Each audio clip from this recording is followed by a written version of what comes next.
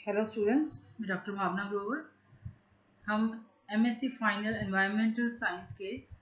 जो paper 8 B है उसके टॉपिक थर्मल पोल्यूशन के बारे में बात कर रहे हैं।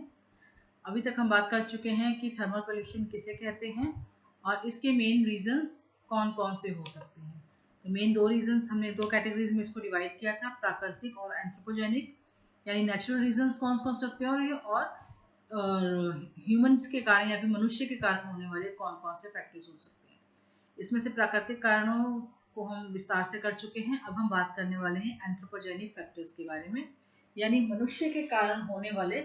थर्मल पोल्यूशन के बारे में। तो एंथ्रोपोजेनिक सोर्स वो हैं जिनमें डायरेक्ट ह्यूमन इन्वॉल्वमेंट होता है। ह्यूमन एक्टिविटीज़ के कारण या ह्यूमन नेचर के कारण, ह्यूमन एक्टिविटीज़ के कारण जो भी तरह के वाटर पोल्यूशंस होते हैं, थर्मल पोल्यूशंस होते हैं, वो इस कैटेगरी के अंदर रखे जाते हैं, यानी एंथ्रोपोजेनिक पोल्यूशन की श्रेणी में उन्हें रखा जाता है। अब ये मेनली हम तीन कैटेगरीज के अंदर इसको डिवाइड कर रहे हैं। यहाँ पे इंडस्ट्रियल रीजंस है, अर्बन रन ऑफ है यानी शहरी अपवाह है, और तीसरा है डोमेस्टिक सीवेज। तो सबसे पहले हम बात करेंगे इंडस्ट्रियल रीजंस के बारे में। हम जानते हैं कि ह्यूमन अपनी नीड्स को पूरा करने के लिए, अपने ख्वाहिशों को पूरा करने के लिए, ज़रूरतों को पूरा करने के लिए डिफरेंट टाइप की इंडस्ट्रीज़ को इस्टेब्लिश किया जाता है। और जब इन इंडस्ट्रीज़ में मैन्युफैक्चरिंग की जाती है, निर्माण किए जाते हैं, तो उस काम के अंदर अक्सर पानी का उपयोग किया जाता है। और कई इंडस्ट्रीज़ ऐसी होती हैं जहाँ इस्तेमाल किया गया जो पानी होता है उसका टेम्परेचर जो है वो राइज कर जाता है। इसमें सबसे अच्छे एग्जाम्पल जो होता है वो होते हैं थर्मल पावर प्लांट, चाहे वो कोयले से चलने वाले थर्मल पावर प्लांट्स हो, चाहे वो न्यूक्लियर रिएक्टर्स हो। इन दोनों के अंदर ही पानी का इस्तेमाल किया जाता है, दोनों तरह के रिएक्टर्स के अंदर। और पानी का जो टेम्परेचर है वो राइज करता है, क्योंकि जब कोयले को भी जलाया जाता है वहाँ भी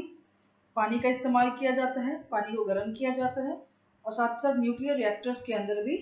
ठंडा पानी रिएक्टर के अंदर डाल दिया जाता है, और जिससे गर्म पानी जो है वो रिएक्टर से बाहर आता है। अब इस्तेमाल किया जा चुका ये जो गर्म पानी होता है अक्सर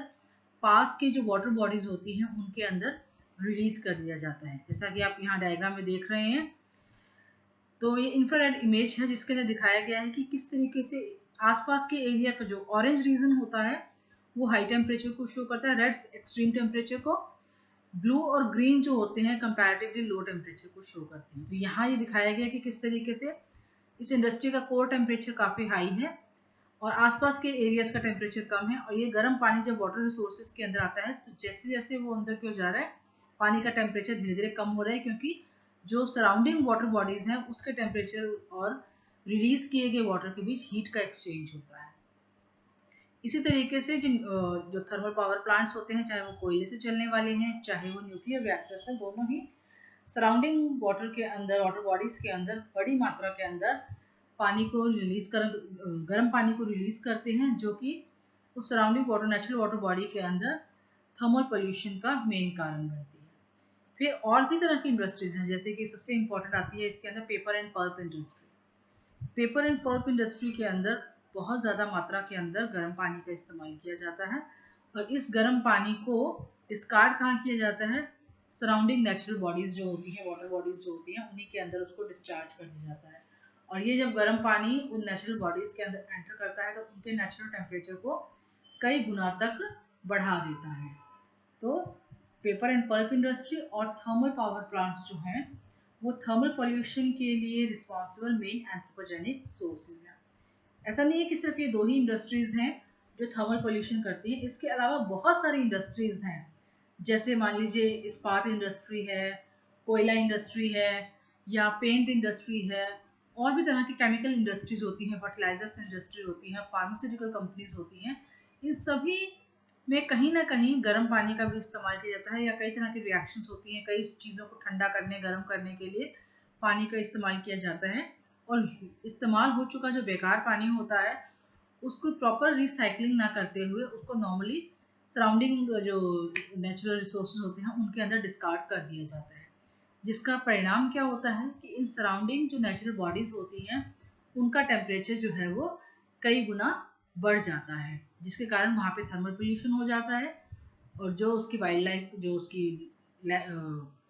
बायोलॉजिकल लाइफ होती है उसके ऊपर नेगेटिव इम्पैक्ट करता है। फिर नेक्स्ट आता है सीवरेज, जो डोमेस्टिक वेस्ट होता है, यानी हमारे घरों के अंदर हम गर्म पानी का इस्तेमाल, आप जानते हैं कई चीज़ों में करते हैं। हम बर्तन धोने के अंदर गर्म पानी का इस्तेमाल करते हैं, हम कपड़े धोने के लिए गर्म पानी का इस्तेमाल करते हैं, हम नहाने के लिए भी सर्दियों में काफ़ी गर्म पानी का इस्तेमाल करते हैं। तो ये गर्म पानी बाद में जाता कहाँ है? ये गर्म पानी जो है नाली से होकर अल्टीमेटली सीवर सिस्टम के थ्रू जो है सराउंड जो नियर बाई वाटर बॉडीज होती हैं उन्हीं के अंदर रिलीज कर दिया जाता है। तो अल्टीमेटली जो हमारी डोमेस्टिक एक्टिविटीज़ होती हैं वो भी नेचुरल रिसोर्सेज के टेम्परेचर को इंक्रीज करने में एक बहुत बड़ा फैक्टर हो सकती है। हालांकि ये बहुत ज़्यादा नहीं होता है, क्योंकि जब तक जो गर्म पानी है या हाई टेम्परेचर वाला वाटर है वो हमारे घरों से निकलकर मेन बॉडीज तक पहुंचता है, तब तक टेम्परेचर थोड़ा सा कम हो चुका होता है। परंतु फिर भी जो एक तरीके से बायो एक्यूमुलेटिंग इफेक्ट है, माइक्रो एक्यूमुलेशन इफेक्ट है इसका, धीरे धीरे बहुत सारा गर्म पानी जब नेचुरल रिसोर्सेज तक पहुंचता है और कंटिन्यूसली पहुंचता है, तो अल्टीमेटली जो नेचुरल रिसोर्सेज होते हैं, वाटर रिसोर्सेज, वाटर बॉडीज होती हैं, उनका टेम्परेचर बढ़ जाता है। इसके अलावा भी हम आप कभी बाजार निकल के देखिए, आपको कई ऐसी जगहें नजर आएंगी जहाँ पे गर्म पानी का इस्तेमाल किया जाता है और इस्तेमाल किए गए गर्म पानी को वहीं पर नालियों के अंदर जो है बहा दिया जाता है। जैसे अपने देखते हैं कि ये जो रंगदार होते हैं, चुनिया रंगने वाले लोग होते हैं, वो काफ़ी मात्रा के अंदर रंगीन पानी को गर्म करते हैं, उबालते हैं पानी को, उन्हीं के अंदर कपड़े को रंगा जाता है और वही उबलता हुआ पानी जो है वो आसपास की नालियों के अंदर डिस्कार्ड कर दिया जाता है। तो ये गर्म पानी ultimately water bodies sewer system के थ्रू या नालियों से होता हुआ मेन वाटर बॉडीज तक पहुंचता है और उनके टेम्परेचर को काफ़ी गुना तक बढ़ा देता है। तो इस तरह से और भी तरह की डोमेस्टिक और इंडस्ट्रियल एक्टिविटीज हो सकती हैं जिनके कारण जो है टेम्परेचर जो है वो नेचुरल बॉडीज का इंक्रीज हो सकता है। इसके अलावा एक और फैक्टर है, वो फैक्टर कहलाता है अर्बन रन ऑफ, शहरी अपवाह, अर्बन रन ऑफ। अब इसका मतलब क्या है? अर्बन रन ऑफ या शहरी अपवाह का मतलब होता है कि जब पानी, जैसे बारिश होती है तो बारिश का पानी कहाँ जाता है? बारिश का पानी घरों में बहता है, लेकिन सड़कों पे भी आता है, हर चीज के ऊपर पानी बारिश का पड़ता है। अगर गर्मियों के दिन की बात हम करें तो जो जमीन होती है या हर चीज होती है वो काफी गर्म हो चुकी होती है, जैसे पार्किंग लॉट है, खासतौर पे शहरों के अंदर जहाँ पे पक्की जमीन ज्यादा होती है, सड़कें ज्यादा होती हैं, कंक्रीट का बना हुआ जो स्ट्रक्चर्स होते हैं वो ज्यादा होते हैं, तो जो सूरज की तेज धूप के अंदर वो काफी गर्म हो चुके होते हैं। इन गर्म हो चुकी वाटर जो कंक्रीट बॉडीज या स्ट्रक्चर्स होती हैं, इनके ऊपर जब बारिश का पानी पड़ता है तो वो पानी भी ठंडा पानी, बारिश का पानी तो ठंडा होता है, पर इन जो कंक्रीट स्ट्रक्चर्स होती हैं इनके ऊपर पड़ने के बाद ये पानी जो है वो काफी गर्म हो जाता है और ये गर्म पानी धीरे धीरे सड़क के ऊपर बहता हुआ सड़क की गर्मी को भी अब्जॉर्ब कर लेता है और धीरे धीरे बहता हुआ नालियों से होता हुआ अल्टीमेटली वाटर बॉडी, जो नेचुरल वाटर बॉडीज होती हैं, उनके अंदर मिक्स हो जाता है।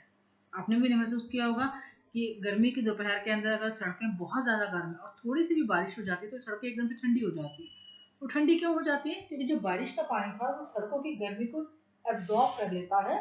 रन ऑफ करके वो पानी, जो गर्मी वाला गर्म पानी होता है वो नालियों में निकल जाता है और वो नालियों से होता हुआ जो गर्म पानी होता है वो अल्टीमेटली जो है वो नेचुरल वाटर बॉडीज जो हैं या जो भी नेचुरल रिसोर्सेज हैं वाटर के, उसके अंदर मिक्स हो जाता है और वहाँ के टेम्परेचर को इंक्रीज कर देता है। तो इस प्रकार हमने देखा एंथ्रोपोजेनिक वाटर रिसोर्सेज के बारे में। अब कौन कौन से थे हमने मेनली किया? इंडस्ट्रीज हैं जिसके अंदर हमने बात की, थर्मल पावर प्लांट्स जो हैं उनकी बात की हमने, जिसके अंदर की कोयले से बनने वाले जो प्लांट्स हैं उनकी बात भी आ जाएगी, न्यूक्लियर पावर प्लांट्स भी हैं, पेपर एंड पल्प इंडस्ट्री है, इसके अलावा फार्मास्यूटिकल इंडस्ट्री, पेंट इंडस्ट्री, हर तरह की जो जो क्या बोलते हैं कलर इंडस्ट्रीज हैं, जो dye and colour tie and dye industries होती हैं, ये सब इंडस्ट्री बड़े पैमाने पर पानी का इस्तेमाल करती हैं और इस्तेमाल किए गए गर्म पानी को सराउंडिंग वाटर बॉडीज के अंदर रिलीज कर देती हैं। इसके अलावा अर्बन रन ऑफ है, यानी जो कंक्रीट स्ट्रक्चर्स होती हैं वो गर्मी के अंदर वो बहुत ज़्यादा गर्म हो जाती हैं और जब बारिश का पानी इन गर्म स्ट्रक्चर्स के ऊपर से बहता हुआ नालियों में जाता है तो वो इन कंक्रीट स्ट्रक्चर की गर्मी के कारण खुद गर्म हो जाता है और ये गर्म पानी अल्टीमेटली नेचुरल रिसोर्सेज या नेचुरल बॉडीज के अंदर पहुंच के वहाँ के थर्मल पोल्यूशन करता है। इसी के साथ साथ डोमेस्टिक एक्टिविटीज़ के अंदर इस्तेमाल किया जाने वाला जो पानी होता है, गर्म पानी होता है, वो भी हमारे सीवर सिस्टम के थ्रू होता हुआ अल्टीमेटली नेचुरल वाटर रिसोर्सेज में पहुँच कर वहाँ पर थर्मल पोल्यूशन का कारण बनता है। Thank you.